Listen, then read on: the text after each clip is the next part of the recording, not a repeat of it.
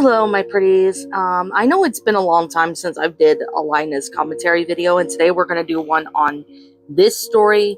I do remember I read this story back in 2019, if you guys were around in the 2019 era of me.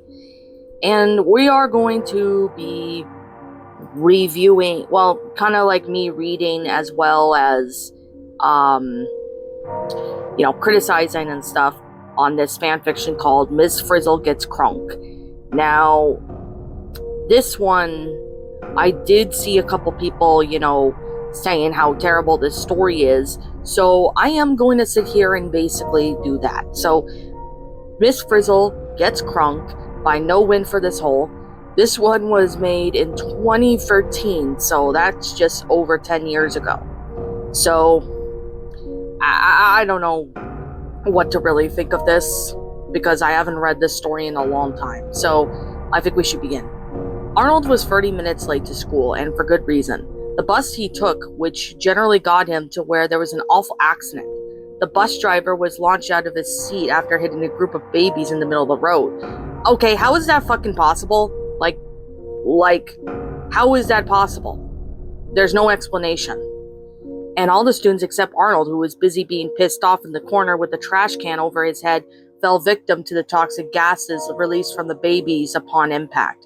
He hastily rolled out of the back, hoping to get hit by a car, but he didn't get hit by a car, and thus had to walk the treacherous 3 yards to the school door. He then took the trash can off.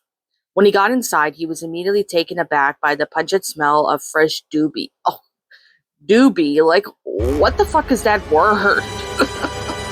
Oh, Jesus Christ. Miss Frizzle was blazing it in her room. Okay. That makes zero sense.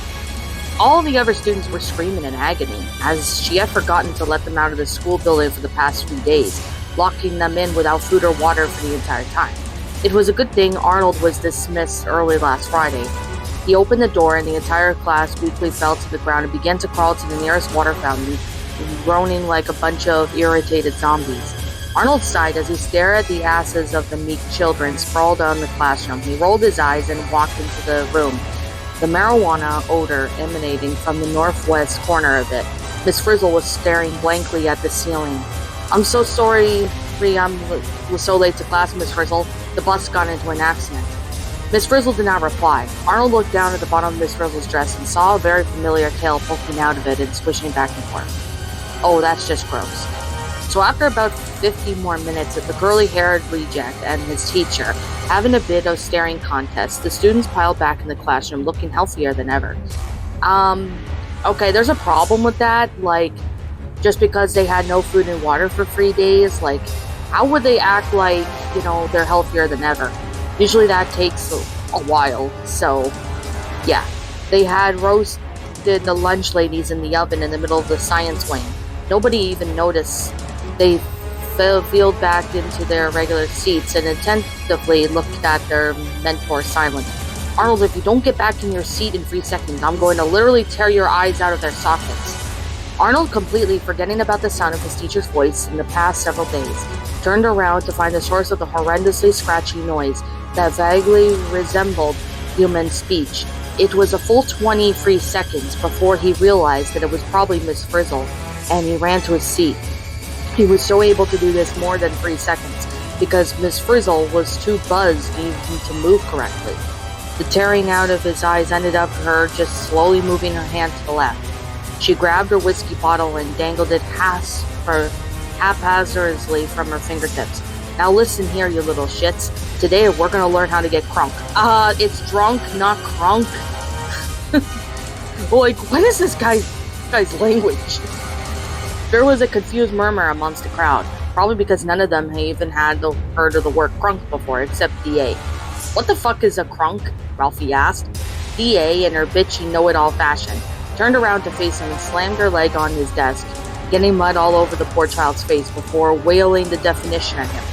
Everybody unaimlessly understood what the reassuring Miss Frizzle took a swig of her booze.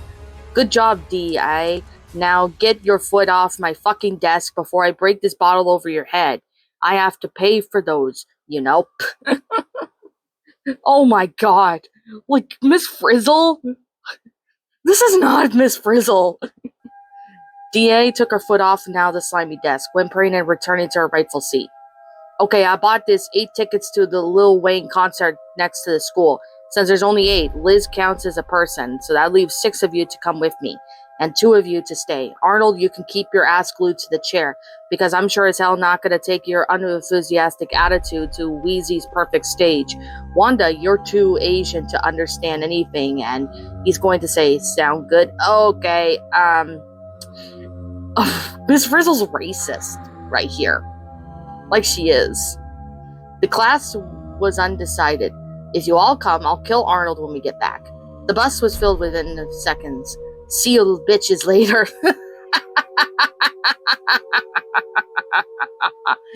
Oh my god. Oh my god. What the hell is this? Frizzle smashed a bottle on the front of the car, pieces flying everywhere. The bus ran over a good amount of pieces, and the 2 front tires completely popped. Miss Frizzle and her drunken superior just kept on driving the bus. Her foot pushed forcefully on the gas pedal as the other foot mechanically controlling the steering wheel.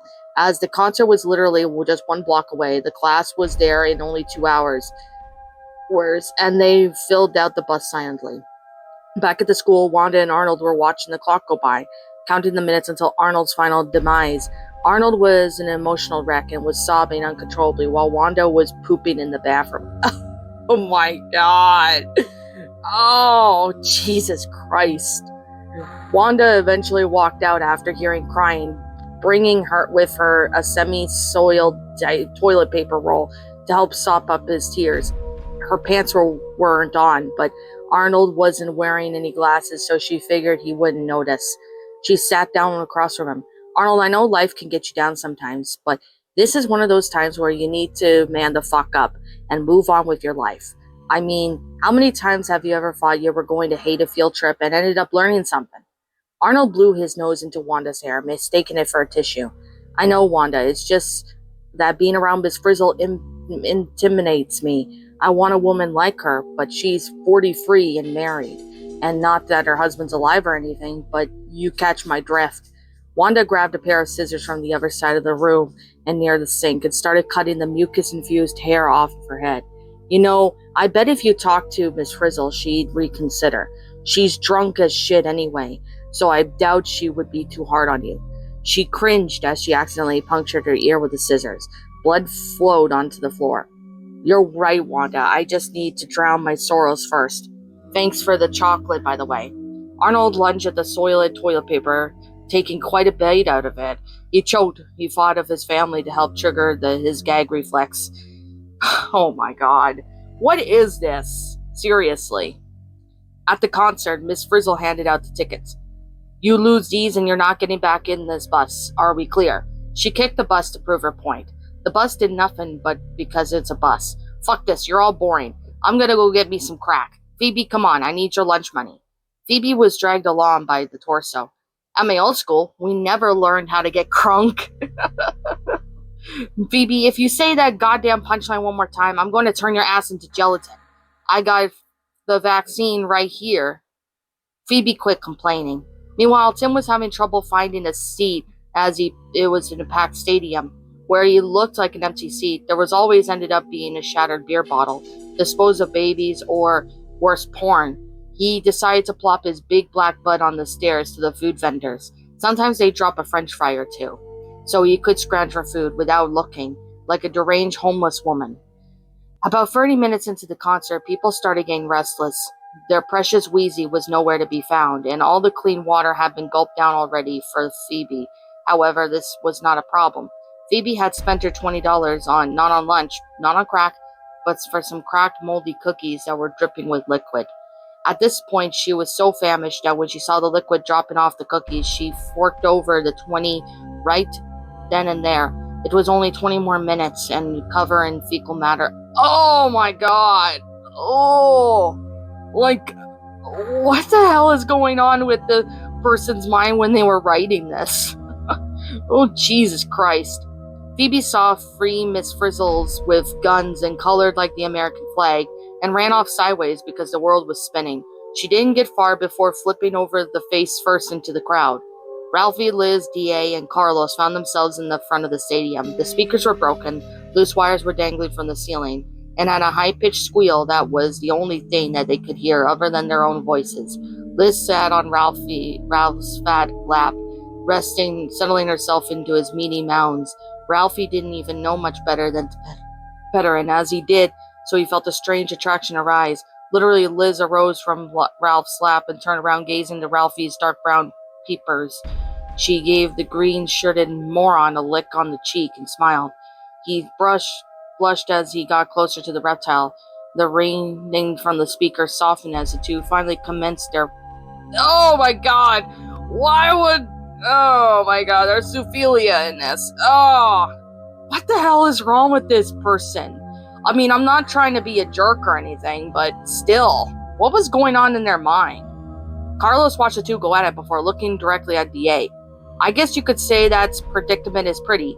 Don't do this. Ralphie Worthy, Carlos was chortled hysterically before acting upon his words, proceeding to vomit into directly at Dorothy's face, covered her purple sweatshirt with his yellow stomach acid, burning her face to the bone in some areas. The entire stadium, peeved at his antics, shouted Carlos's name besides D.A., who was busy literally screaming her face off, flesh dripping from her cheeks like a stick of butter in the microwave. Carlos's... Oh my god, I'm not gonna say that. Kink kicked in as he averted his eyes to keep blushing, to keep his mind off the hot mess in front of him. He did what he always whenever he felt hot and heavy. I'm gay, I'm gay, I'm gay, I'm gay. He rocked himself back and forth in a fetal position. D.A. paused her screaming to make sure she was hearing it more clearly. You're gay? Dude, that's my favorite orientation. Let's make out. Carlos sniffed up stairs and he could finally do this. He'd been practicing making out with it. Oh my god. I'm not gonna say that. It's just gross. The Hispanic child stuck out his tongue for a barely breathing blonde bitch to bite on. She ripped it off, but she was hungry anyway, so it didn't really matter on the long run. The two perverts lay in silence, tongues in each other's mouths. Oh my god. They're minors. Like, why? Jesus. Meanwhile, Ralphie and Liz were getting serious, doing more despicable things to each other.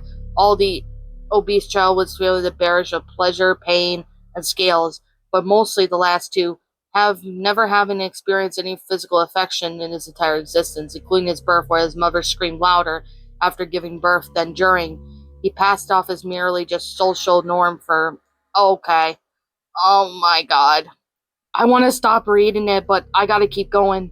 He could have done it without the clause, and he was pretty sure... Oh. That's blood. That's not milk. Ugh. Blood is red.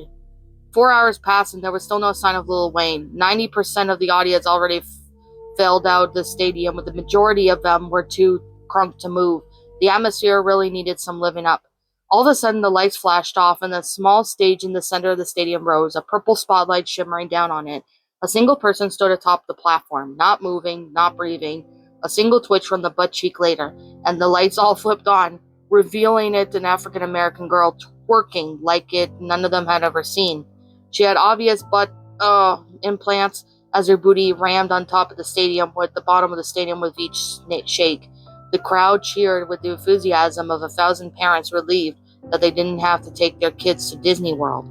One particular lady, however, was a bit skeptical of all this excitement. Holy shit, that's Keisha, Tim hollered. Indeed, the Nicki Minaj look-alike was in fact Keisha. Upon hearing her name, the kinky stripper brought her dancing to a halt. She slid the 20 feet down the pole and hung her head in shame. All she ever wanted to do was get away from the madness that Miss Frizzle, and even then she could not escape.